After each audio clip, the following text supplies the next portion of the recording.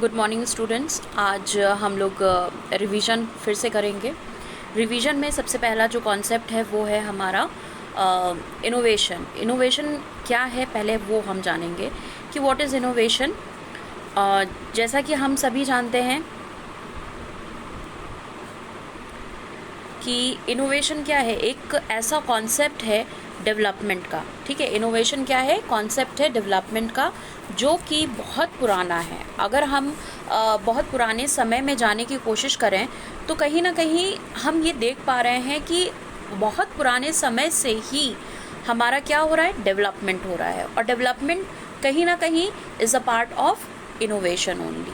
ठीक है, तो यहाँ पे आप देख सकते हैं कि यहाँ पे कुछ डेफिनेशंस दे रखी हैं, जैसे कि according to Stephen P Robbins यहाँ पे ये कहा गया है कि innovation is a new idea applied to initiating और इम्प्रूविंग अ प्रोडक्ट, प्रोसेस और सर्विसेज।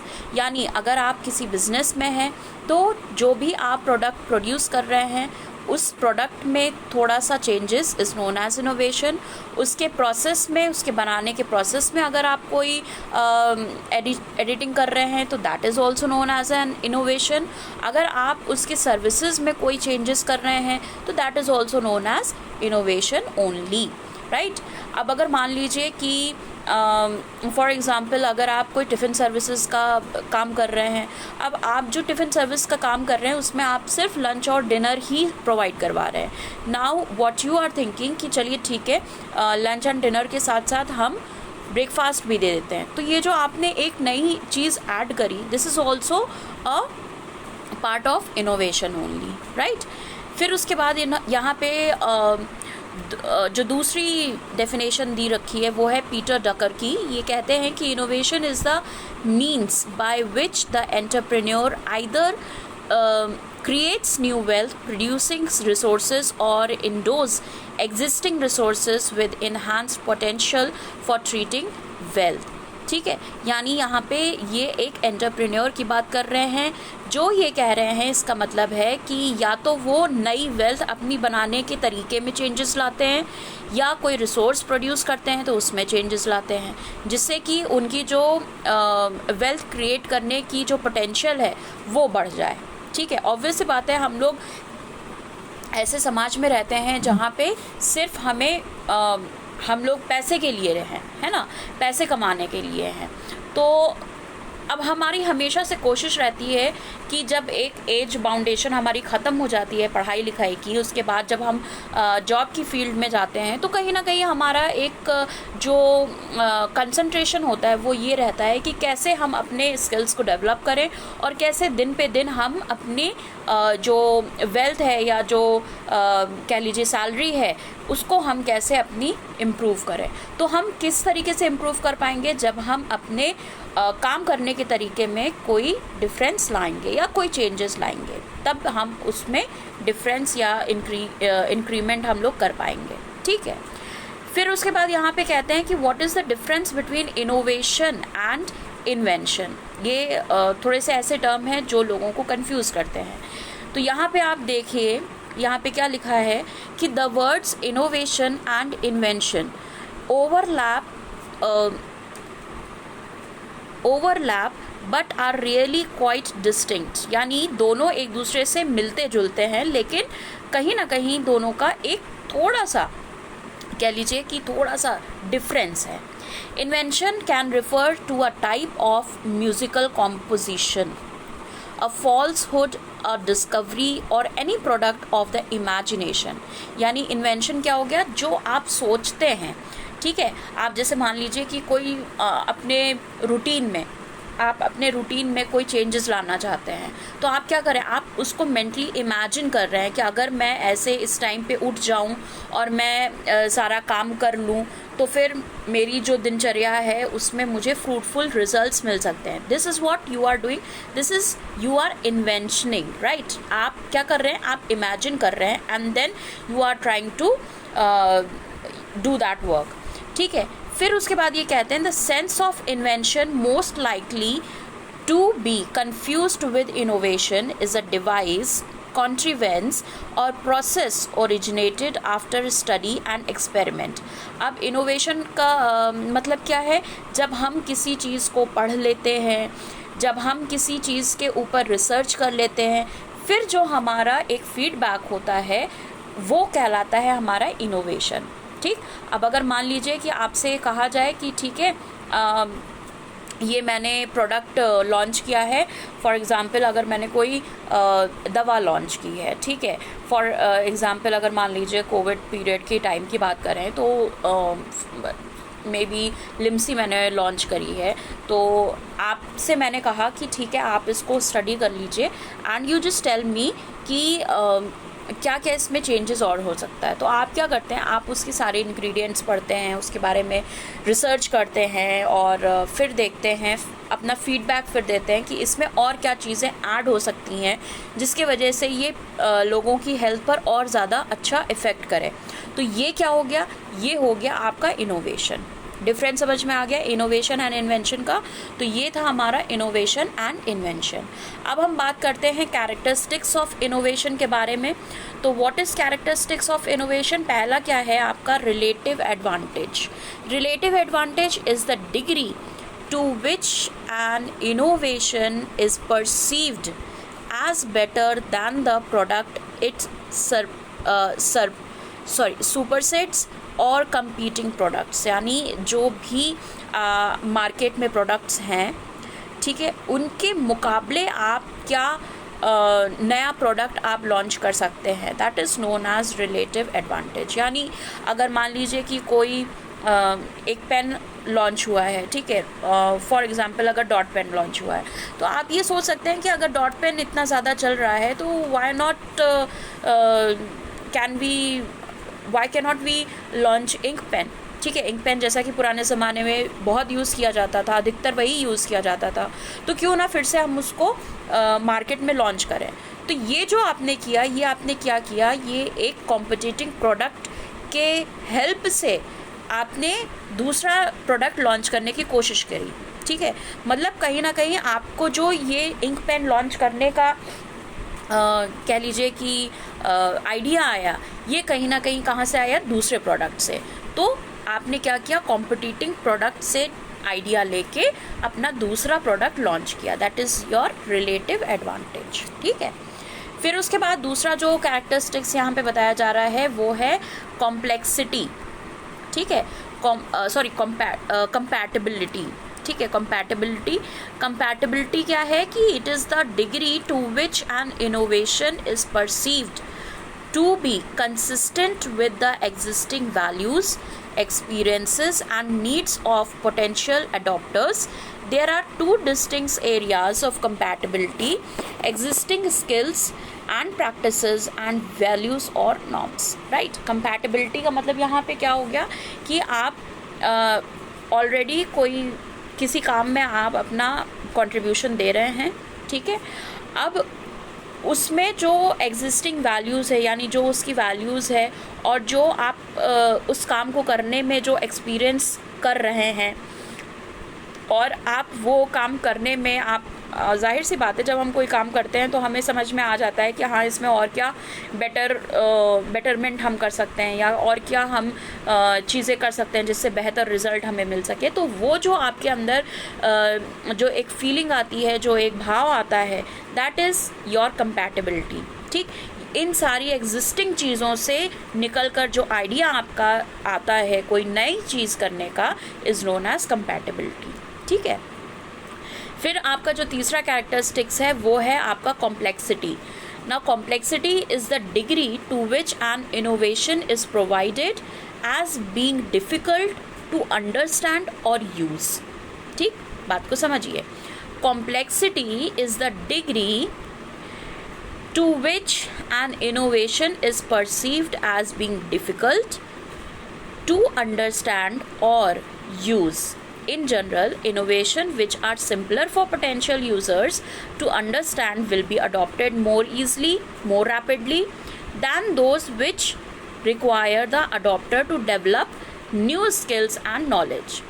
हम जो इंसान होते हैं उनका एक नेचर होता है कि हम लोग ज़्यादा कठिन चीज़ों की तरफ नहीं भागते हैं, जो हमें ईजी लगता है हम उसकी तरफ ज़्यादा भागते हैं, ठीक है।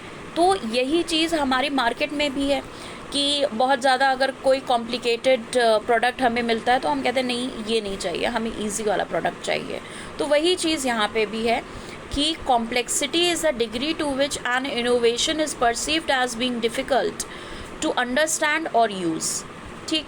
अब ये देखिए, ये कोई एडवांटेज या डिसएडवांटेज की बात यहाँ पे नहीं कर रहे हैं, यहाँ पे ये कॉम्प्लेक्सिटी की बात कर रहे हैं। यानी कि जब भी हम कोई चेंजेस करने चलते हैं या कोई इनोवेशन करने चलते हैं या कोई चेंज लाने की कोशिश करते हैं तो उसमें हमें कॉम्प्लेक्सिटी का सामना करना पड़ता है, क्योंकि बहुत सारे लोगों का जो एक कह लीजिए जो कहने सुनने का जो व्यू होता है वो सेम नहीं होता है। यानी जो हम सोच रहे हैं हो सकता है वो आप ना सोच रहे हो, जो आप सोच रहे हो सकता है हम ना सोच रहे हो। तो ये कहीं ना कहीं हमारी जो थिंकिंग लेवल है उसमें डिफरेंस आ जाता है और जिसकी वजह से हमें कॉम्प्लेक्सिटी का सामना करना पड़ता है, राइट। फिर उसके बाद नेक्स्ट ये बात करते हैं ट्राइबिलिटी की। तो trialability is the degree to which an innovation can be experienced with on a limited basis, ठीक है, which can be experienced on a limited basis. An innovation that is triable represent less uncertainty to potential adopters and allows learning by doing. अब ये क्या है, ट्राइबिलिटी का मतलब क्या हो गया कि हमेशा हर चीज़ हम ट्राई करते रहते हैं, ठीक है। अब ये क्या कह रहे हैं कि trialability is the degree to which an innovation can be experienced, ठीक है, through which innovation can be experienced with on a limited basis.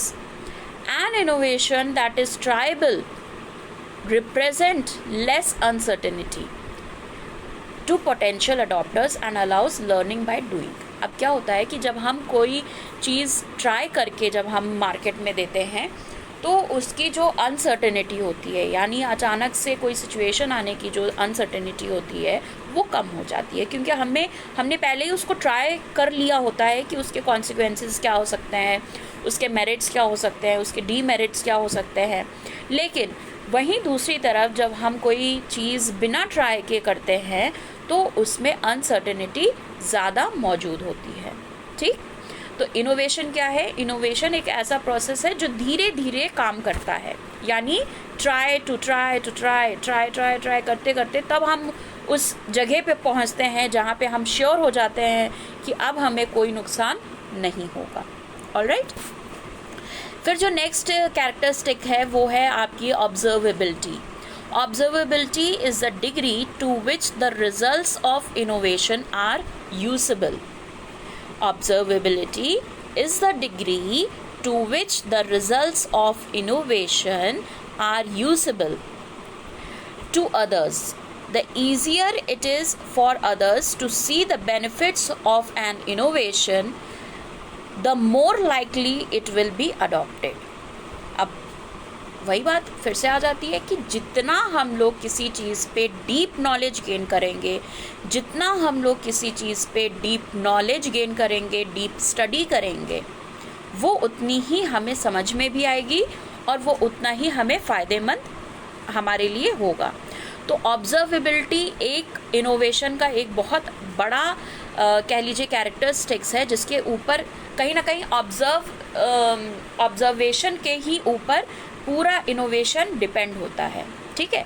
जब हम कोई चेंज लाते हैं, अगर मान लीजिए जैसे हम कोई समाज में कुछ चेंज लाना चाहते हैं, तो समाज में चेंज लाने का जो थॉट आया वो कैसे आया, वो तभी आया ना जब हमने चीज़ों को ऑब्जर्व किया, ठीक है। जब हमने चीज़ों को ऑब्जर्व किया फिर उसके बाद हमने अपने माइंड में इमेजिन किया कि हाँ ये चीज़ गलत है, ये चीज़ सही है, ये चीज़ होनी चाहिए थी, वो चीज़ नहीं होनी चाहिए थी। तो ये हमने क्या किया, ये हमने ऑब्जर्व किया। तो कहीं ना कहीं जो हमारा इनोवेशन है वो पूरा हमारा किस चीज़ पे निर्भर करता है, ऑब्जर्वेशन पे, ठीक है। आई होप कि आपको कैरेक्टरिस्टिक समझ में आ गया होगा। अब हम आगे बढ़ते हैं और बात करते हैं टाइप्स ऑफ इनोवेशन के बारे में कि कितने टाइप की इनोवेशन होती हैं। तो पहला जो इनोवेशन यहाँ पे लिखा हुआ है वो लिखा है इंक्रीमेंटल इनोवेशन। इंक्रीमेंटल इनोवेशन का मतलब क्या हुआ कि it is the most common form of innovation. It utilises your existing technology and increase citizen your existing technology and increase value to the customer within your existing market. Almost all the companies engaged in incremental innovation in one form or another. यानी incremental innovation का सीधा सीधा मतलब हम लोग समझे तो ये कहीं ना कहीं जो हमारी एग्जिस्टिंग टेक्नोलॉजीज़ होती हैं, जो हमारे एग्जिस्टिंग प्रोसेस होता है, उसमें थोड़ा सा चेंज करके या उसमें चीज़ों को बढ़ाकर हम कोई मतलब थोड़ा सा चेंज करके उनको हम प्रेजेंट कर देते हैं, ठीक है। अब जैसा मैंने पहले एग्जांपल दिया था ब्रेकफास्ट टिफ़िन सर्विस का, तो उसमें हमने क्या किया, हमने कोई चेंजेस नहीं किया, हमने क्या किया, हमने इंक्रीमेंट कर दिया, यानी लंच और डिनर के साथ साथ हम ब्रेकफास्ट भी देंगे, तो ये क्या हो गया, इंक्रीमेंटल इनोवेशन। ऑलराइट, फिर उसके बाद आपका आता है डिसरप्टिव इनोवेशन। ये क्या है? Disruptive innovation, also known as stealth innovation, involves applying new technology or process to your company's current market. ठीक है, it is stealthy in nature since never tech will often be inferior to existing market technology. अब इसका क्या मतलब हुआ कि इसका simple मतलब यही हुआ कि जो आपकी एग्जिस्टिंग टेक्नोलॉजी है उससे थोड़ा सा अपडेटेड फॉर्म में आपने कोई और टेक्नोलॉजी का यूज़ करके आपने प्रोडक्ट बना लिया, तो that is your disruptive innovation, यानी कोई नई टेक्नोलॉजी को यूज़ करके हमने प्रोडक्ट अपना लॉन्च किया, ठीक है। फिर उसके बाद आपका आता है architectural innovation. Architectural innovation is simply taking the lessons, skills and overall technology and applying them within a different market. Within a, इसमें जो ध्यान रखने वाली बात है वो ये है, within a different market. This innovation is amazing at increasing new customers as long as the new market is receptive. यानी इसका क्या मतलब हुआ? इसका मतलब हुआ कि आप कहीं से आपने कोई चीज़ सीखी, ठीक, कहीं से कोई चीज़ सीखी, आपने स्किल्स को सीखा, आपने लेसन्स को सीखा, आपने मतलब ओवरऑल कोई प्रोडक्ट के बनाने के तरीके को आपने सीखा, ठीक। अब वहाँ से सीख कर आपने अपने इमेजिन से कोई उसमें कुछ ऐड ऑन कर दिया, ठीक, कुछ ऐड ऑन कर दिया, और फिर उस चीज़ को जो आपने ऐड ऑन किया है उससे प्रोडक्ट जब आपने बनाया तो आपने अपने प्रोडक्ट को चेक करने के लिए किसी मार्केट के कुछ लोगों के ऊपर उसको अप्लाई कर दिया। ऑलराइट, तो उससे क्या हुआ, उससे आपको अपना एक आइडिया मिल गया कि हाँ, अगर मैंने ये चेंज इसमें किया है तो इसका क्या रिज़ल्ट आया। वही होता है हमारा आर्किटेक्चरल इनोवेशन। जैसे मान लीजिए कोई सब्ज़ी आप बना रहे हैं, उसमें आपने सिंपल तरीके से जो आपके घर में बनती है उसके तरीके से ना बना के आपने अपने ढंग से बनाया, और तब जब आपने अपने मेंबर्स, फैमिली मेंबर्स को खिलाया, तो ये क्या हो गया, एक नए तरीके से, एक आर्किटेक्चरल तरीके से आपने नई चीज़ बनाई है, ठीक है। फिर उसके बाद जो दूसरा जो इनोवेशन टाइप यहाँ पे बताया जा रहा है वो है आपका radical innovation. Radical innovation is what we think of mostly when considering innovation. It gives birth to new industries and involves creating revolutionary technology. यानी एक क्रांति लाती है टेक्नोलॉजी फील्ड में, ठीक। रेडिकल इनोवेशन क्या है? जब हम when we think of mostly when considering innovation, यानी जब हम इनोवेशन के बारे में सोचते हैं तो बहुत सारे थॉट्स हमारे दिमाग में आते हैं, ठीक। कहीं ना कहीं वो सारे जो थॉट्स हमारे दिमाग में आते हैं वो एक नई इंडस्ट्री बना देते हैं। This is all about your mental status, right. ये सारी चीज़ें कहाँ पे हो रही हैं? ये सब चीज़ें आपके दिमाग में हो रही हैं, ठीक है। आप अक्सर क्या होता है कि जब हम कोई शांत जगह पे बैठते तो हमारे दिमाग में बहुत आइडियाज़ आते हैं, क्या चलो ये कर लेते हैं, वो कर लेते हैं, ऐसे इस तरीके से इसको करते हैं। तो ये सब क्या कर रहा है? ये सब एक नई थिंकिंग को डेवलप कर रहा है, एक नए प्रोसेस को डेवलप कर रहा है। उसी तरीके से ये रेडिकल इनोवेशन भी इसी का पार्ट है कि हम जब किसी चीज़ को सोचते हैं, किसी इंडस्ट्री के बारे में या किसी प्रोडक्ट के बारे में, तो हमें पता चलता है कि हाँ, ये तरीका भी हो सकता है, और वो जो थिंकिंग हमारे दिमाग में आती है वो कहीं ना कहीं एक नए बिजनेस को खड़ा कर देती है। ठीक है, तो वो क्या कहलाता है, हमारा रेडिकल इनोवेशन। अब जो नेक्स्ट है वो है आपका sustaining innovation. Sustaining innovation is the opposite of disruptive innovation as it exists in the current market, and instead of creating new value network, it improves and grows the existing ones by satisfying the needs of the customer. अब ये disruptive हमने क्या पढ़ा था कि new technology बनाता है ना। अब लेकिन सस्टेनिंग इनोवेशन क्या है, sustaining is just opposite of disruptive. यहाँ पे कोई भी न्यू टेक्नोलॉजी का काम नहीं हो रहा है, ठीक। यहाँ पे जो करंटली चीज़ें चल रही हैं उसी में चेंजेस की बात कही जा रही है, ठीक। फिर उसके बाद आप देखिए यहाँ पे प्रोडक्ट इनोवेशन की बात कही गई है। प्रोडक्ट इनोवेशन क्या है, product innovation is probably the most common form of innovation and it refers to improvement in performance, characteristics and attributes of the product. It can also components that differ from previously manufactured process. Product innovation का मतलब क्या हो गया कि अगर simple form में इसको हम समझने की कोशिश करें तो ये जो करंट फेस में या करंट टाइम में जो प्रोडक्ट चल रहा है उसकी परफॉर्मेंस को देखते हुए उसमें थोड़े से चेंजेस करना is all about product innovation. I hope कि आपको टाइप्स ऑफ प्रोडक्ट इनोवेशन भी समझ में आ गया होगा, कैरेक्टरिस्टिक्स भी समझ में आ गया होगा। अब हम आगे बढ़ते हैं और बात करते हैं नीड ऑफ इनोवेशन की, कि why there is need of innovation, right. पहली बात तो इनोवेशन क्या है, इनोवेशन एक चेंज है, ठीक। चाहे वो सोसाइटी हो, चाहे वो मार्केट हो, चाहे वो अपनी खुद की लाइफ हो, कहीं ना कहीं हमें इनोवेशन की ज़रूरत हमेशा पड़ती है। जब हम एक डिग्री हासिल कर लेते हैं तो हमारे दिमाग में आता है कि नहीं, अब ये डिग्री हमने हासिल कर ली तो हमें दूसरी डिग्री भी हासिल करनी है, हमें वो डिग्री भी हासिल करनी है, और वो डिग्री हम हासिल करेंगे तो हमारे अंदर ये चेंजेस आएगा, हमें ये फ़ायदा होगा। जो भी आपको XYZ आपको फ़ायदे होते हैं वो सारी चीज़ें आपके दिमाग में चलती रहती हैं। उसी तरीके से यहाँ पे हम बात कर रहे हैं कि क्यों इनोवेशन ज़रूरी है। तो देखिए यहाँ पे लिखा है कि innovation by definition is the introduction of something new, right. Without innovation there exist anything new, and without anything new there will be no progress।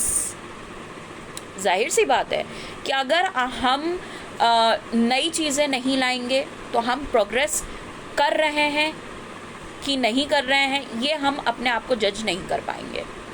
जैसा कि आप सब लोग जानते हैं कि पहले चाहे वो कोई भी चीज़ देख लीजिए, चाहे वो मूवीज़ बनाने का तरीका देख लीजिए, या पहले जब मोबाइल वगैरह नहीं था तब जो फ्रेंड सर्किल होता था, तब जो गेम्स होते थे, और आज के कंपैरिजन, आप आज के गेम्स के कंपैरिजन आज के बच्चों को देख लीजिए तो वो जो चेंजेस आपको दिखेगा वो साफ साफ दिख जाता है। तो ये सब जो चेंजेस हम देख सकते हैं ये किस वजह से देख सकते हैं, ये इनोवेशन की वजह से देख सकते हैं। यानी कोई जब नई चीज़ हमारे सामने आती है तो उसकी वजह से क्या चेंजेस हमारे पास होते हैं वो, ठीक। फिर यहाँ पे क्या कह रहा है, कहा जा रहा है कि if an organization is not making any progress, it simply cannot stay relevant in the competitive market। बिल्कुल, अगर आप मार्केट में रहना चाहते हैं तो आपको अपने प्रोडक्ट में, अपने जो भी आपका बिजनेस है उसमें आपको चेंजेस लाना पड़ेगा, ठीक। क्योंकि changes what changes does, changes क्या करता है, चेंजेस लोगों को अट्रैक्ट करता है, ठीक है। फिर उसके बाद यहाँ पे जो बात कही गई है कि innovation really is the core reason मतलब जो मेन रीज़न होता है, core reason of modern existence। Although innovation can have some undesirable consequences, change is inevitable and in most cases innovation creates positive changes। अब देखिए, अब जब भी हम कभी भी जैसे इनोवेशन की बात करते हैं तो हमें हमेशा दोनों पहलुओं को लेकर चलने की ज़रूरत पड़ती है। अगर मान लीजिए कि अगर हम कोई चेंजेस लाएंगे तो बिल्कुल ज़रूरी नहीं है कि सभी लोग उसको पसंद करें, ठीक। जैसे एक इंसान होता है, इंसान के अंदर ख़राबी भी होती है और अच्छाई भी होती है, और कुछ इंसान होते हैं जो उसको पसंद भी करते हैं और कुछ इंसान होते हैं जो उसे नहीं पसंद करते हैं। उसी तरीके से जब हम कोई समाज में कोई चेंजेस लाने की कोशिश करते हैं या अपने प्रोडक्ट में कोई चेंजेस लाने की कोशिश करते हैं तो ज़रूरी नहीं है कि वो सफल ही हो। कभी कभी हमें असफलता भी देखनी पड़ती है, कभी कभी हमें फेलियर भी देखना पड़ता है, तो that is not a big issue. अगर हम उस फेलियर को लेके हम बैठ जाएंगे और हम बिल्कुल डिप्रेस हो जाएंगे तो हम कभी भी डेवलपमेंट की ओर नहीं बढ़ सकते हैं। ठीक, अब यहाँ पे जो और बातें कही गई हैं वो ये है कि innovation is important to the advancement of society as it solves these kinds of social problems and enhances society's capacity to act। अभी तक समझिए बहुत सारे ऐसे आपके सोसाइटी में इश्यूज़ रहे हैं जिनके ऊपर बहुत काम हुआ है। अगर काम हुआ है, ये जो वर्ड जो सेंटेंस हमने बोला कि ये काम हुआ है, इसका मतलब क्या हुआ? इनोवेशन हुआ है। ठीक, और उसका रिज़ल्ट हम लोगों के सामने आया है, चाहे वो पढ़ाई के क्षेत्र में ले लें, एजुकेशन की फील्ड में ले लें, या यूनिवर्सल एजुकेशन की बात कर लें, या फ्री एजुकेशन की बात कर लें, या आप कह लीजिए कि रिजर्वेशन की बात कर लें, किसी भी चीज़ की बात कर लें तो आपको साफ दिखेगा कि वो सोसाइटी पे उसका इम्पैक्ट पड़ा है। और ज़रूरी नहीं है कि जितनी भी पॉलिसीज़ बनी या जितने भी चेंजेस हुए उसके हमेशा एक पॉजिटिव इम्पैक्ट पड़ा, नहीं, हम उसके हमेशा दो इम्पैक्ट पड़ते हैं, एक अच्छा और एक बुरा। उसी तरीके से यहाँ पे भी है। फिर ये कहते हैं कि in general the result of innovation should always be improvement. ठीक, कभी भी कोई भी हम इनोवेशन करने की बात करते हैं या चेंज करने की बात करते हैं तो वो हम क्यों करते हैं? क्योंकि हम हमारा जो मेन मुद्दा होता है वो क्या होता है कि हम इम्प्रूव करना चाहते हैं, हम इम्प्रूवमेंट लाना चाहते हैं। इम्प्रूवमेंट लाने का मतलब क्या हो गया कि हम डेवलप करना चाहते हैं। ठीक, from the society's perspective the fundamental outcomes of innovation are economic growth,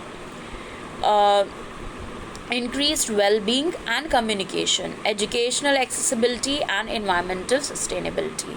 अब अगर सोसाइटी के पॉइंट ऑफ व्यू से बात करें तो सोसाइटी में डेवलपमेंट क्या है?